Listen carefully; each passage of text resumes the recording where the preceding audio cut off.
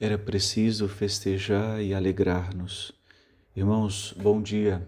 Nós estamos no quarto domingo da Quaresma e nesse domingo a Igreja nos provoca, através do Salmo, a experimentar, provai e vede quão suave é o Senhor.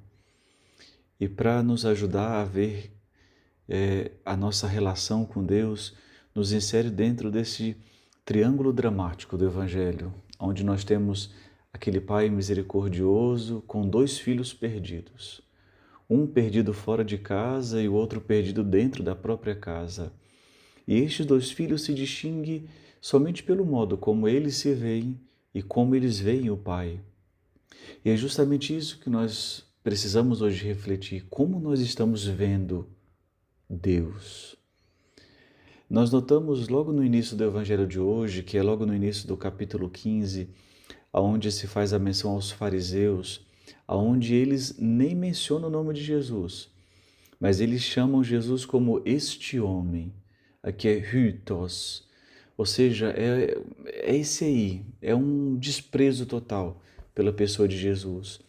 Depois ainda utiliza o verbo acolher os pecadores. Esse verbo acolher aqui não é que ele vai uma vez para sempre, não, mas é um hábito. Ele tem um hábito de estar com os pecadores. Ele tem um hábito de se fazer próximo deles. É um estilo de vida de Jesus. E é justamente isto que impede que os fariseus possam ver e entrar na alegria de nosso Senhor. Então nós precisamos ver como nós estamos vendo Deus. Nós podemos estar como o filho mais jovem, que é um pouco orgulhoso, autossuficiente, arrogante, ainda muito preso na sensualidade, extravagante nas falas, no modo de se apresentar, um desejo de fama, de adulação, está mais preocupado com a sua vanglória e por isso ele está procurando fora de si, fora da sua casa, a felicidade. E aqui está o primeiro modo de ver as coisas, ver as coisas na superfície, não entender as coisas que passam, não entender que realmente tem coisas que escapam da nossa mão, não entender que a vaidade é um sopro que passa, a juventude passa, os bens acabam, os amigos vão. E aqui é muito interessante porque diz o texto aqui, e ele gastou seus bens de modo desenfreado. Aqui é azotos, que significa aquilo que ele tem de sobrevivência.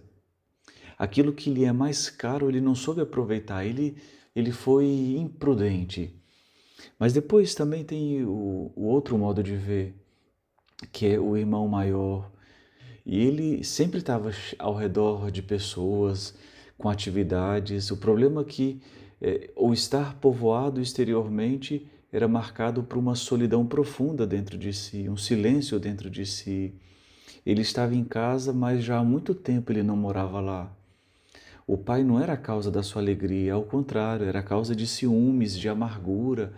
Ele sempre quis ser o filho modelo, o obediente, cumpridor dos deveres. Talvez por conta disso ele nunca teve a coragem de sair de casa. Ele entendia a vida como um simples serviço. Então ele se tornou escravo da sua ira, da sua inveja, do seu desejo de querer ser admirado, de se tornar modelo. Procurou evitar todos os escândalos possíveis, mas bastou uma pequena rejeição para ele se sentir a pior pessoa do mundo. E com isso ele perdeu a espontaneidade, perdeu a alegria, esse ressentimento lhe paralisa, lhe faz cair num círculo viciante. Ele enumera os seus méritos diante do seu pai. Eu sempre fiz isso, fiz aquilo, mas ele não entende que foi uma fidelidade à bondade de Deus. Ele coloca em evidência os pecados do irmão menor, a injustiça e o modo de proceder que ele considera errado do pai. E ele vai mais ainda, ele não se considera como um filho, mas nem mesmo como um funcionário.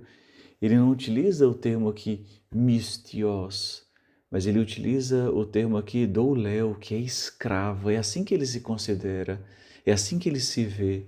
Aqui está, irmãos, dois modos de vermos a vida, né? De uma perfeição que não permite erros e por isso se torna escravo, mas ao mesmo tempo outro modo de ver a vida como algo que tudo passa, tudo aproveita a vida, carpe diem, né? Aproveita o dia de hoje, porque é isso que nós temos.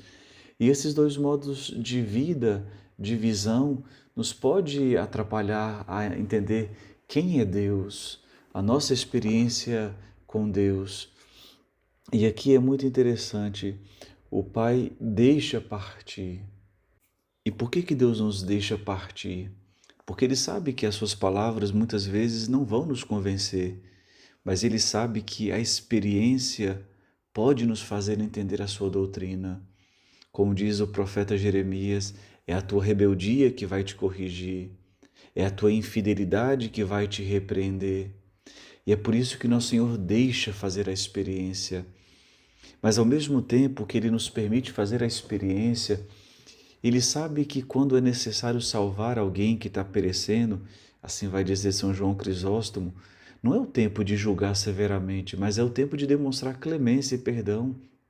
Um médico, quando vê um doente se aproximar e é um doente porque não cuidou bem da sua saúde, comeu mais do que poderia, comeu o que não poderia, ele não questiona e repreende porque fez aquilo, mas ele sabe que logo precisa aplicar o remédio adequado, senão vai perder a vida.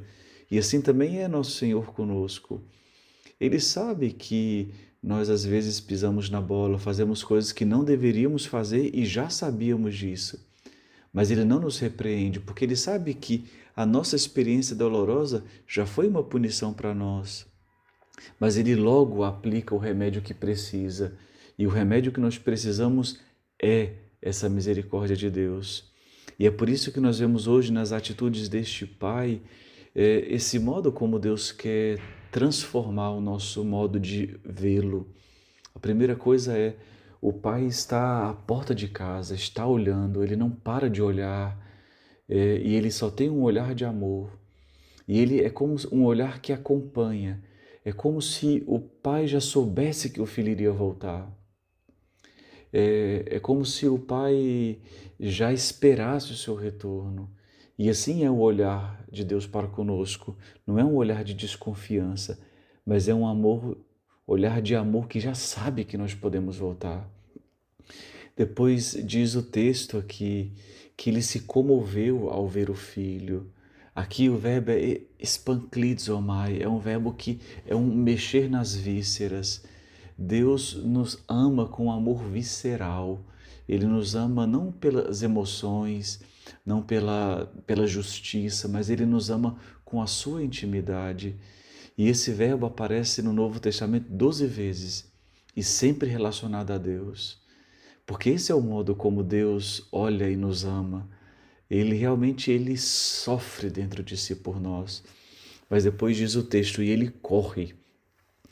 Um senhor, ele não corre mais. São os servos que fazem isso por ele. Porque um servo, um ancião, ele tem uma postura nobre, calma, a zelar. Mas o pai aqui é tomado pela emoção. Ele perde o controle das suas reações. É como se ele já não pensa com a cabeça, ele pensa com as vísceras, ele pensa com o coração. E é por isso que ele corre, até mesmo tendo o risco de cair, é um idoso, mas ele não tem medo de se machucar por nós.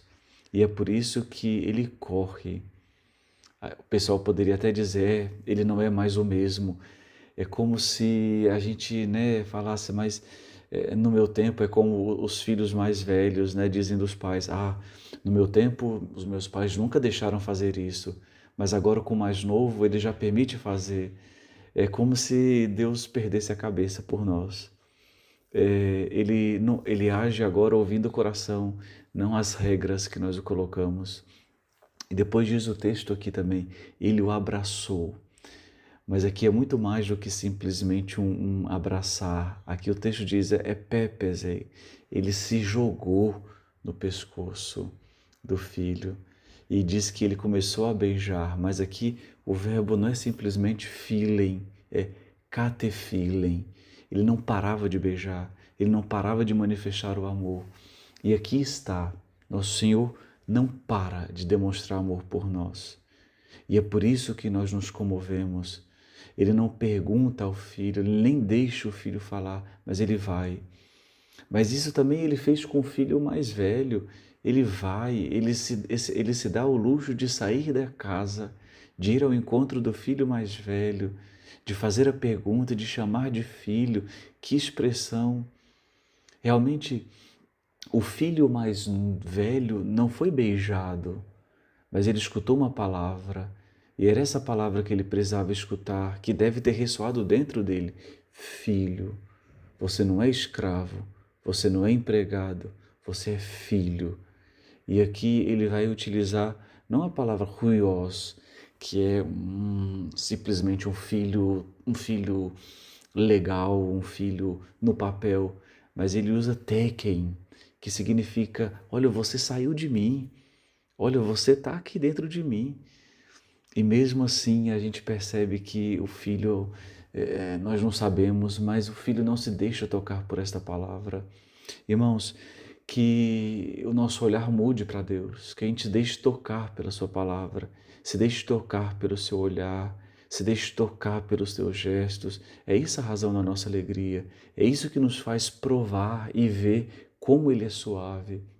Que o Senhor nos ajude no período dessa quaresma, que Ele colocou para nós esse fardo, esse peso da penitência, da oração, do gesto de caridade, não porque Ele nos escraviza, mas porque isso é o modo como Ele nos toca para dizer que nos ama. Irmãos, é preciso festejar e Ele está chegando com o seu banquete. Esperemos, porque está chegando o momento de provarmos a sua grande alegria pascal. Deus vos abençoe. Em nome do Pai, do Filho, do Espírito Santo. Amém.